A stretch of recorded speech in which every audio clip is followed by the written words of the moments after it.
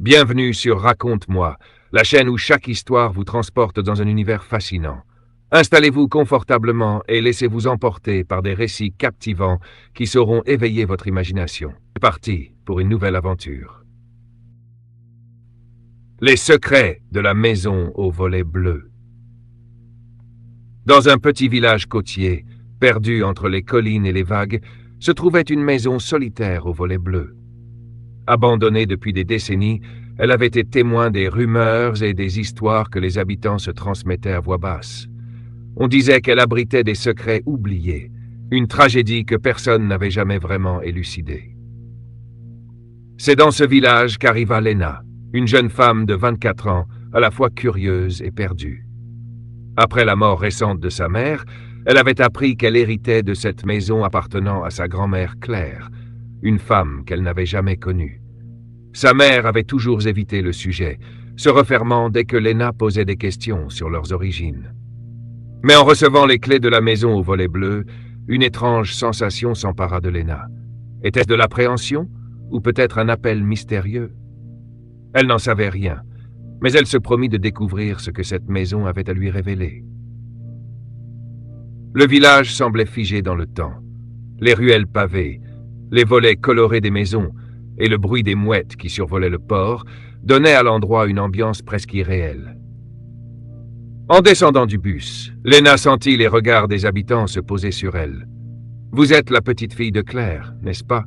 lui demanda une vieille dame assise sur un banc. Lena hocha la tête, surprise qu'on la reconnaisse. On se demandait si quelqu'un reviendrait un jour dans cette maison. « Faites attention, ma petite.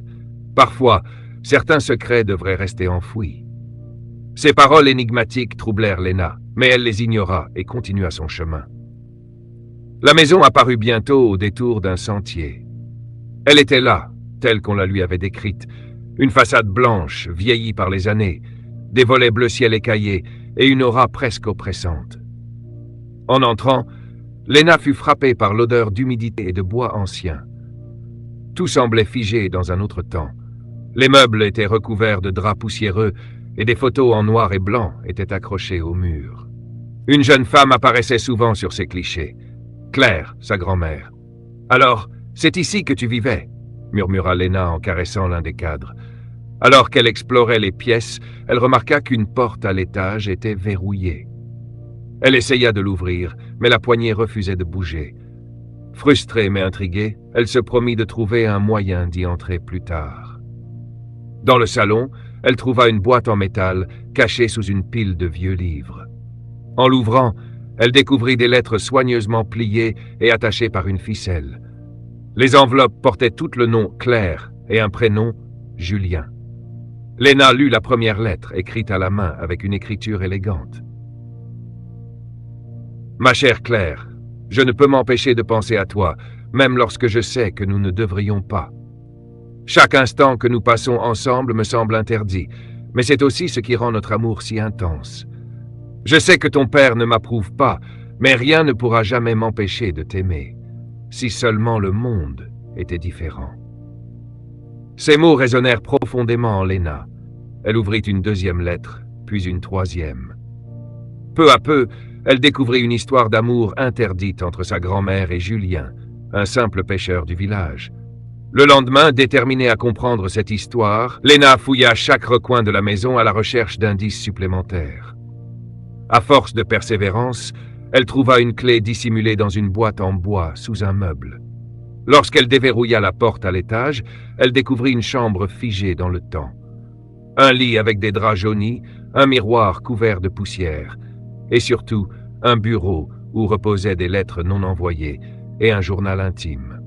En ouvrant le journal, elle plongea dans les pensées les plus profondes de sa grand-mère.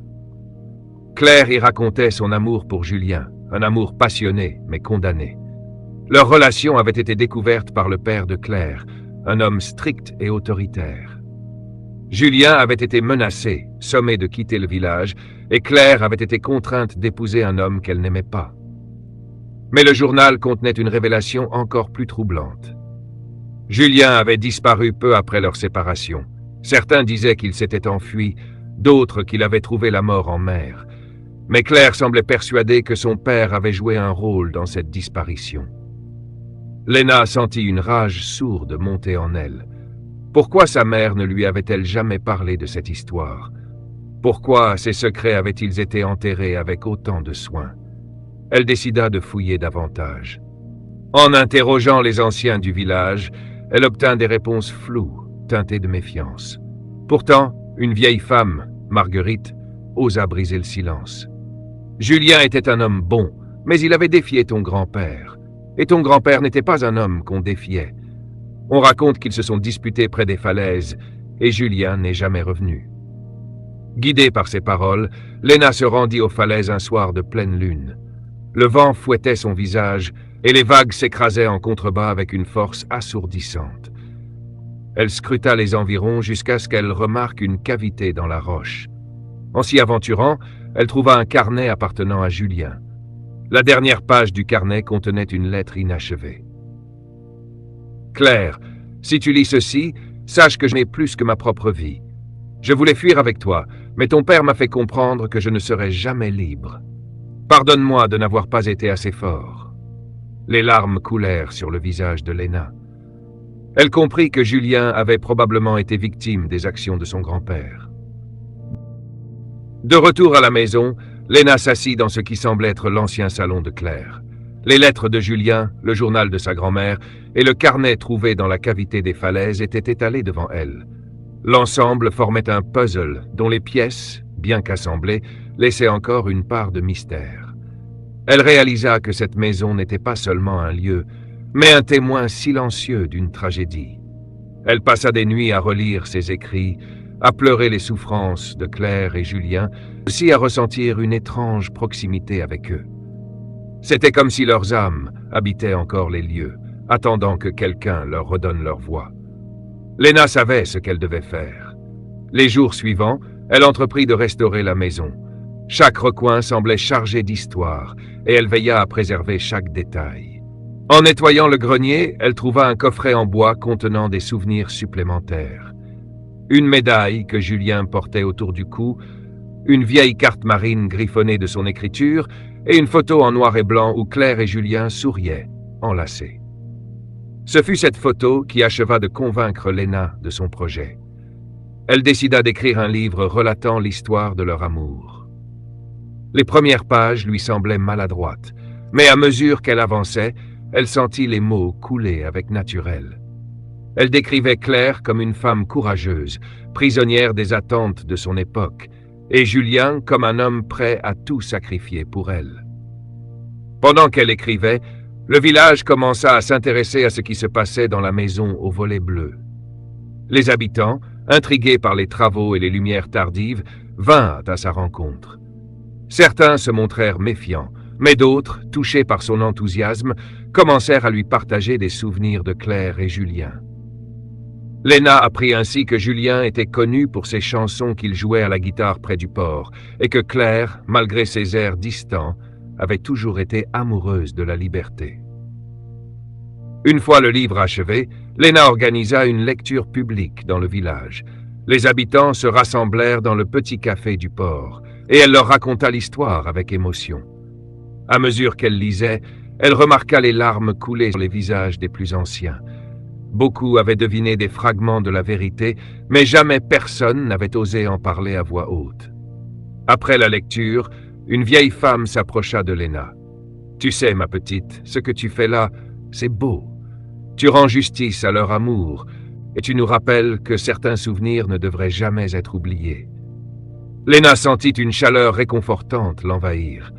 Elle avait craint de déterrer des blessures, mais elle comprit qu'au contraire, cette histoire apportait une forme de guérison. Quelques mois plus tard, la maison au volet bleu devint un lieu de mémoire. Les visiteurs venaient y découvrir l'histoire de Claire et Julien, mais aussi y réfléchir sur les choix, l'amour et les chaînes invisibles qui lient parfois les générations. Un soir, alors qu'elle contemplait les étoiles depuis les falaises, Lena sentit une étrange sérénité. Elle ferma les yeux et murmura « Vous êtes libre maintenant ». Dans le vent, elle crut entendre une mélodie, une chanson douce jouée à la guitare, comme un écho du passé. Merci d'avoir écouté cette histoire jusqu'au bout. Si elle vous a plu et que vous aimez voyager à travers des récits captivants, n'oubliez pas de vous abonner à Raconte-moi. Activez la cloche pour ne manquer aucune de nos prochaines aventures et dites-moi en commentaire ce que vous avez pensé de cette histoire ou ce que vous aimeriez entendre prochainement. À bientôt.